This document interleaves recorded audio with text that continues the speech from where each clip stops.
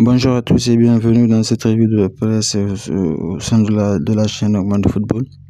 Aujourd'hui, nous allons parler des sujets d'actualité qui concernent le football. Nous allons commencer par Daniel Alves, qui vient d'être condamné à une peine très très lourde de 4 ans et demi de prison. Il avait été accusé de viol à partir du début d'année 2023 par une jeune espagnole. Donc des faits qui se seraient produits dans une boîte de nuit. Donc le juge l'a reconnu coupable de viol et d'agression sexuelle. Donc il l'a condamné à une peine de 4 ans de prison. Donc ce qui va définitivement mettre un terme à la carrière de Daniel Alves et entacher grandement sa réputation. Nous allons maintenant aller en Angleterre avec le match de Carabao Cup, de la finale de la Carabao Cup qui doit opposer donc le Liverpool FC à Chelsea. Donc ça va être pour le week-end le samedi. Donc Jürgen Klopp déclare que personne n'est favori, que c'est du 50-50 et que Chelsea s'est beaucoup amélioré depuis la dernière fois qu'ils ont joué contre eux. Donc que les chances sont égales et que tout est possible aussi. On sait déjà que Jürgen Klopp va quitter le club donc à la fin de la saison. Ce sera donc la première opportunité pour lui dans cette saison-là de remporter son premier trophée. Nous allons maintenant aller donc du côté de Porto ici.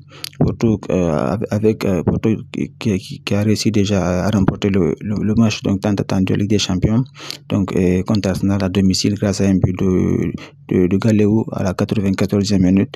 Donc Porto qui a réussi à créer donc la surprise à s'imposer donc à domicile.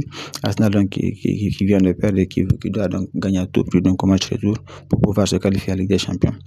Donc nous allons maintenant aller du côté de Naples aussi, parce que c'était le deuxième match donc des qualifications pour les huitièmes de finale donc de la Ligue des Champions. Napoli qui devait jouer contre le FC Barcelone au stade Diego Armando Maradona. Donc Barcelone qui avait cru donc ouvrir le score et s'imposer grâce à un but de Lewandowski après la deuxième période. Cependant, le Napoli a égalisé par l'intermédiaire donc de Victor Osimhen. Donc ce qui a amené le score à un but partout et le match s'est terminé sur ce score-là.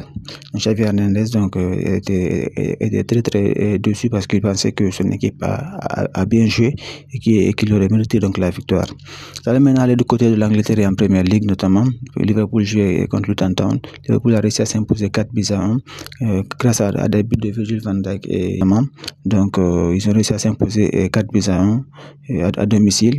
Même s'ils ont été menés donc dès les premières minutes, ils ont réussi à s'imposer. Ils gardent donc la tête de la Premier League et ils sont avec un point d'avance donc sur Manchester City. Parler de record.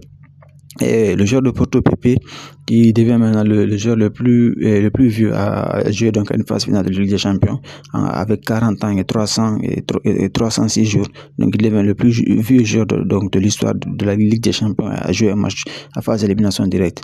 Donc c'est dire sa longévité. Au-delà de ça, nous avons ici notre second record ici qui est battu ici par Lamine Yamal, qui est le joueur donc le plus jeune donc de l'histoire donc à jouer donc une phase de finale donc de Ligue des Champions.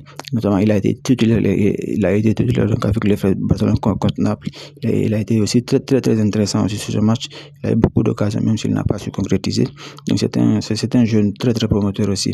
Donc c'est tout pour notre revue de presse. Donc merci d'avoir suivi, abonnez-vous, partagez, commentez, laissez savoir votre avis dans les commentaires. On se retrouve très très prochainement pour notre revue de presse.